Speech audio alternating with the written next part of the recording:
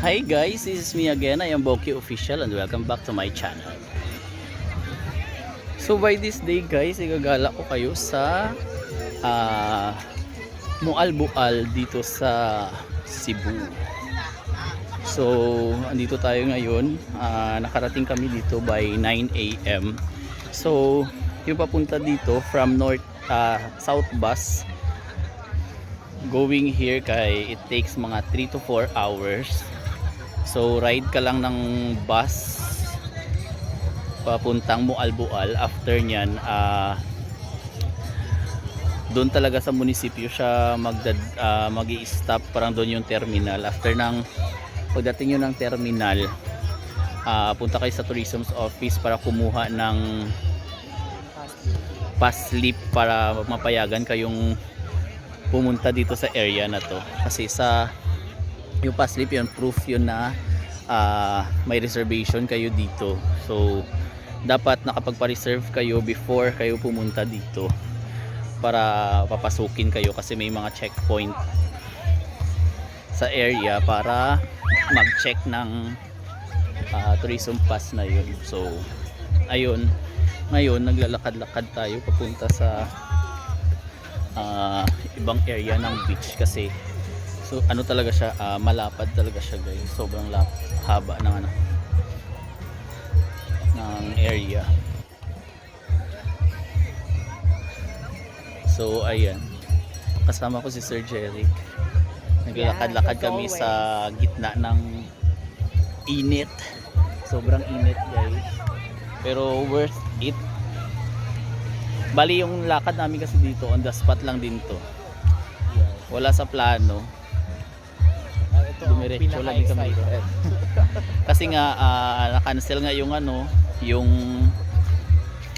plano talaga namin dapat sa ibang area, kaso na-cancel dahil sa bagyo. So ito yung para napuntang plan B namin. So pupunta kayo dito, yun nga yung na-discuss ko kanina lang. Super ganda ng area guys, and then medyo may kamahalan din yung yung mga binibenta. Ang daming tao sa paligid. So ayan, iba din yung cottages dito. Hindi natin alam kung magkano yung mga presyo ng cottages dito, kasi doon lang tayo sa ordinaryo, yung nakaya natin. Sobrang dami ng tao talaga. So may mga kayak-kayak. Kung gusto magkayak, may pinaparentahan ng mga kayak. Sige na boss. Ikot sa amin boss. So yun, may nagtanong sa atin kung gusto natin mag-snorkeling kasi may silugan. Snorkeling kasi may ino-offer din sa snorkeling. So hindi natin natanong din kung magkano talaga yun. So ayan, dire-diretso lang tayo guys. Ikutin natin lahat to.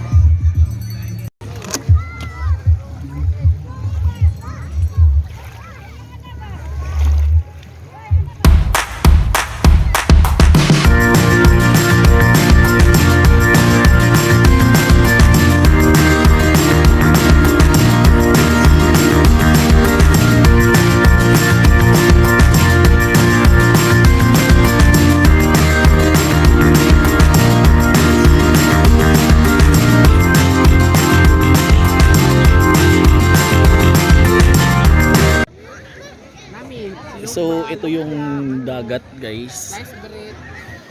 Ayan, sobrang daming tao ngayon sa area na to. Andun pa. Ma'am. Ayan. Sa ngayon, nakababad lang tayo sa tubig, no. And then about sa mga ano naman, sa mga cottages nila, may mga available cottages sa mga gilid-gilid. Ito na area. Nakadepende sa ano, sa price ng cottage. Nag-range siya, merong 500 to 1,000. Yung until 1,500 daw. 500 to 1,500, mga ganun yung mga range ng cottages nila. Depende kung ano yung pili nyong cottage, kasi iba-iba din yung may-ari ng mga cottages. Hindi naman isang may-ari lang. So yung cottage namin, yung nakuha namin is 1,000. Tapos may mga available sila dito ng mga salbabida para sa mga bata. Tapos meron din namang mga, kung gusto nyo mag-kayak-kayak, and then boat, nagpaparent din sila.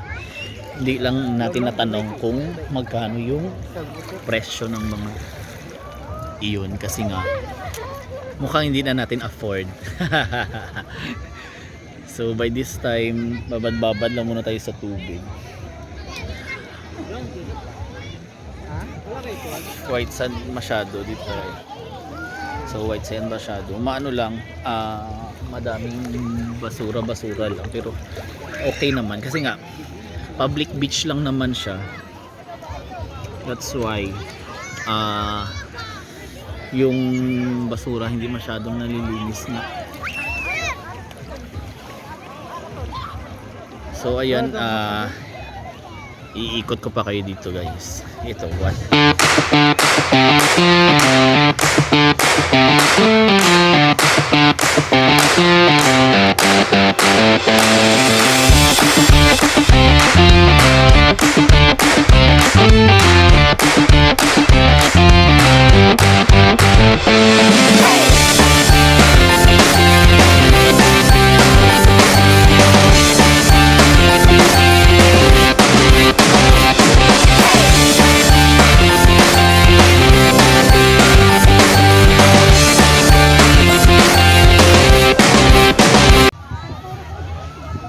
So sa ngayon,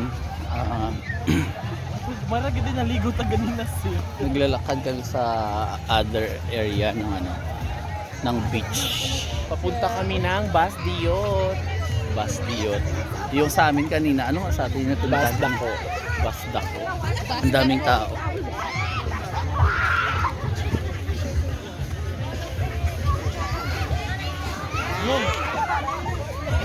Ang daming ano. Ayan guys, ang daming tao talaga. Mga foreigner.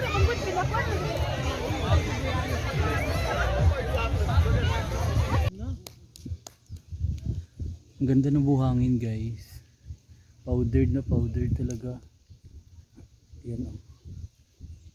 Diba? Ay, ang ganda. Dito kami sa area banda sa ano. Yung sa tricycle? Oo. Kasi 6 naman yung last trip. Ganda ng buhangin. Ay, salamat. Natuloy din talaga yung ano. Nag-live ka? Gala namin. Nagbi-video ko. Manili. Sir Jerry. Tatlo lang kami yan dito. Nagigahiga kami sa buhangin. Ang ganda-ganda. Let it go. Ayun na. Tapunan tuloy ako.